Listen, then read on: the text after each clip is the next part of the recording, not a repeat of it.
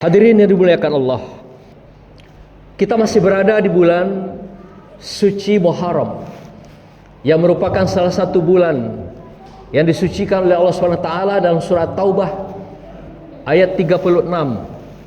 Ada 4 bulan yang disucikan Allah, yang dimuliakan Allah, yaitu mulai dari bulan Rajab, kemudian Zulkaidah, Zulhijjah, dan sampailah bulan ini, yaitu bulan Muharram. Muharram sesuai dengan namanya adalah kesucian, adalah disucikan. Maka itu kita dilarang, kita dipantang larang melakukan berbagai tindakan-tindakan, perbuatan-perbuatan yang dapat merugikan diri kita dan juga merugikan diri orang lain. Di akhir ayat ini dikatakan Allah dengan sangat tegas, "Fala tazlimu fihina anfusakum." Janganlah kamu berbuat zalim atas dirimu dan apalagi kepada diri orang lain, dengan lingkunganmu, dengan masyarakatmu, dengan keluargamu, dengan bangsa dan negaramu, dengan agamamu sekalian. Inilah yang diingatkan Allah pada kita di bulan-bulan yang disucikan ini. Wabil khusus ketika kita berada di bulan suci Muharram seperti saat ini. Ada 2 kezaliman yang dilarang oleh Allah SWT dalam kehidupan kita. Yang pertama adalah kita temukan dalam surah Luqman ayat 13. Allah mengatakan, "Ya bunayya la tusyrik billah, inna syirka la zulmun azim." Yang pertama, kita tidak boleh zalim kepada Allah dengan melakukan kesyirikan, menduakan, apalagi menyamakan Allah dengan makhluk ciptaannya di muka bumi Allah ini. Tidak boleh kita meminta perlindungan, sandaran, meminta pertolongan, karena puncak sandaran pertolongan itu adalah hanya pada Allah Subhanahu wa ta'ala. Maka itu Allah mengingatkan Luqman dalam hal ini agar jangan berlaku zalim kepada Allah Subhanahu wa ta'ala. La zulmun azim adalah sebuah kezaliman yang besar di hadapan Allah Subhanahu wa ta'ala. Kita pahami apakah konsep makna kata zalim itu.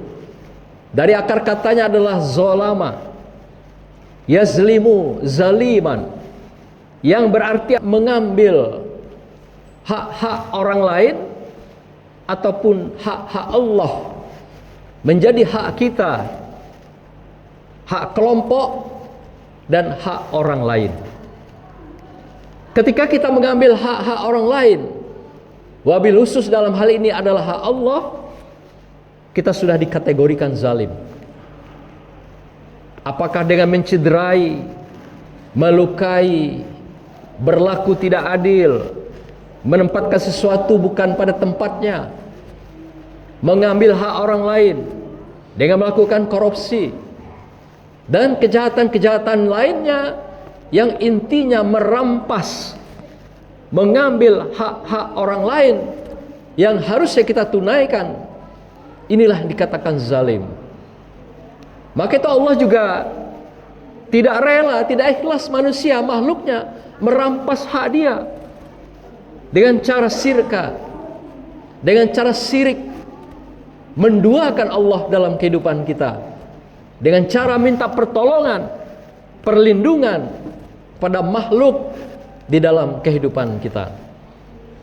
Yang kedua adalah kita dikategorikan zalim kepada manusia. Zalim kepada manusia arti kita mengambil hak-hak manusia lainnya yang bukan hak kita, baik dengan cara terang-terangan ataupun dengan cara-cara terselubung. Inilah dikatakan zalim di dalam kehidupan sebagai makna daripada konsep kezaliman yang dilarang pada manusia itu.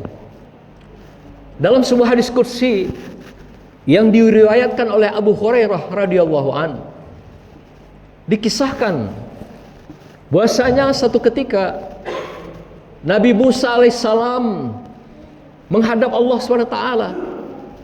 Duhai Rob, mengapa doa-doaku, ibadah dan ketaatanku, amal soleh yang kulakukan tidak engkau terima?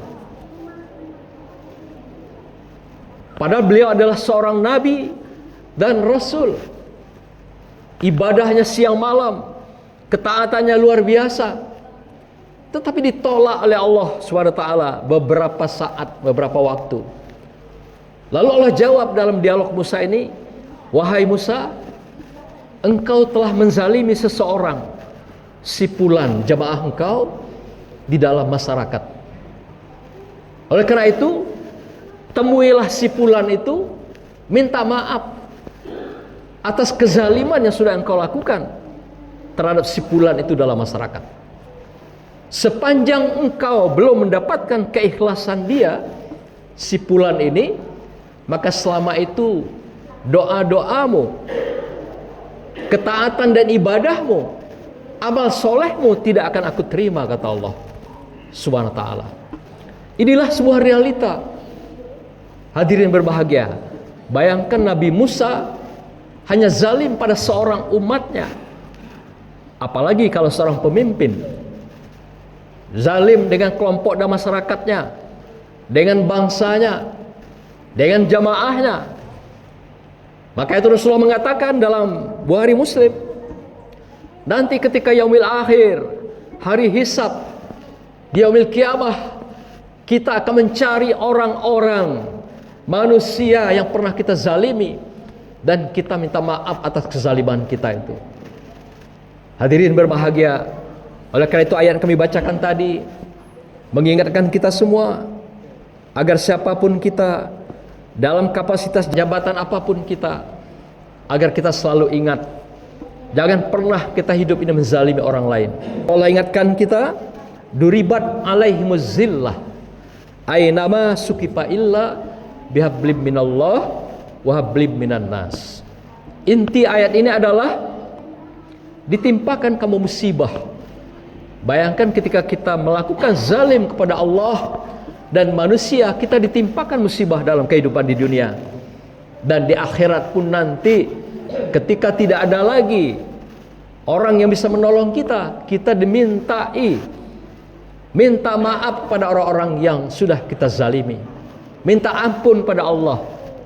Tapi mana mungkin lagi, semua sudah terlambat. Maka itu Allah minta kita agar kita berpegang teguh dengan agama Allah ini. Jangan pernah syirka dalam kehidupan, syirik. Jangan pernah berlindung, meminta pertolongan selain pada Allah. Dan jangan pernah memutuskan hubungan hablum minan nas, yang dalam artian menciderai orang lain, melukai orang lain, menyakiti orang lain, apalagi merampas, mengambil hak-hak orang lain yang bukan haknya dalam kehidupan. Hadirin berbahagia, demikianlah khutbah singkat ini. Semoga kita semua mendapatkan ingatan bagi kami juga pribadi dan bagi kita semua. Semoga Allah ampuni kita, ridhoi kita di sepanjang hayat dan kehidupan ini, sampai kita akhiri dengan insyaallah husnul khatimah.